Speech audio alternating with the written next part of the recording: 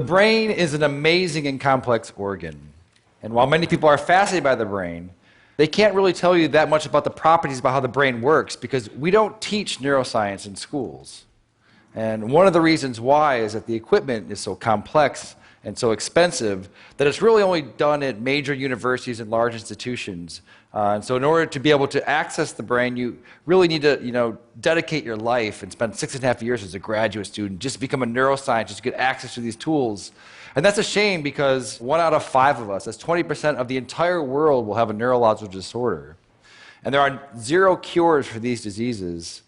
And so it seems that what we should be doing is sort of reaching back earlier in the education process and sort of teaching students about neuroscience, and so that in the future they may be thinking about possibly becoming a brain scientist. And so when I was a graduate student, my lab mate Tim Marzullo and myself decided that, what if we took this complex equipment that we have for studying the brain and made it simple enough and affordable enough that anyone, an amateur or a high school student, could learn and actually participate in the discovery of neuroscience. And so we did just that. A few years ago, we started a company called Backyard Brains, and we make DIY neuroscience equipment. And I brought some here tonight, and I want to do some demonstrations. You guys want to see some? All right. So I need a volunteer. So right before, what is your name? All right, Sam.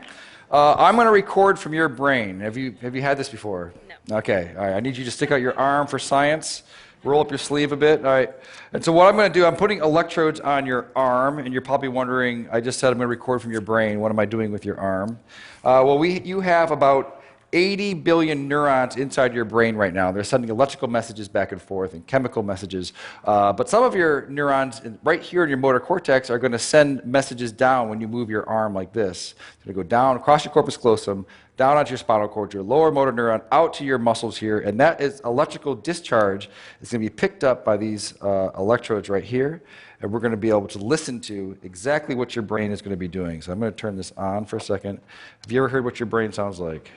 All right, let's turn it on. So go ahead, go ahead and squeeze your hand. All right, so what you're listening to, so this is your motor units that are happening right here.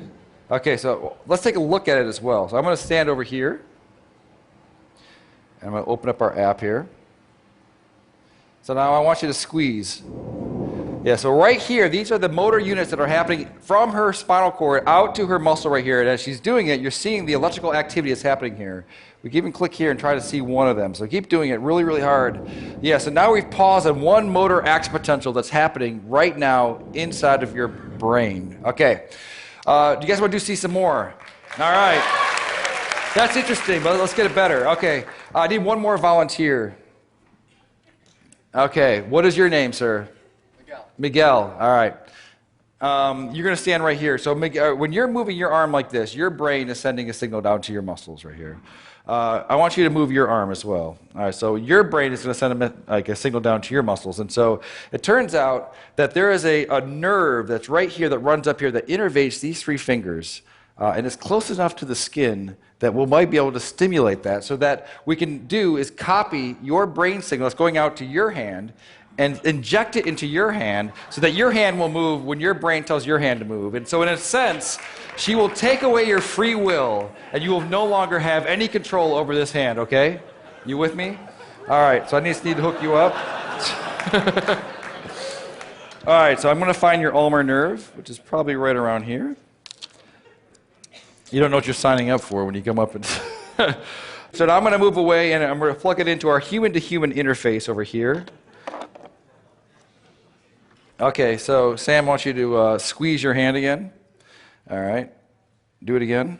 All right, perfect. So now I'm going to hook you up over here so that you get the stimulus. It's going to feel a little bit weird at first. This is going to feel like a, when you lose your free will and someone else becomes your agent, it does feel a bit strange. So I want you to relax your hand. All right, and Sam, you're with me? All right, so you're gonna squeeze. I'm not going to turn it on yet, so go ahead and give it a squeeze. All right, so now, are you ready, Miguel? Ready as I'll ever be. Okay, so I've turned it on, so go ahead and turn your hand. Do you feel that a little bit? No. Okay, do it again. No, a little bit. A little bit? Okay, so relax. No, hit it again. Okay. Oh, perfect. All right, so relax, do it again. All right, so now... All right, so right now, your brain is controlling your arm, and it's also controlling his arm. So go ahead and just do it one more time. All right, so that's perfect. So now, what would happen if I took over my control of your hand? And so just relax your hand. What happens? Nothing. Why not? Because the brain has to do it. Now you do it again. All right, that's perfect. All right, well, thank you guys for being such a good sport. This is what's happening all across the world, electrophysiology. And we're going to bring on the neural revolution. Thank you.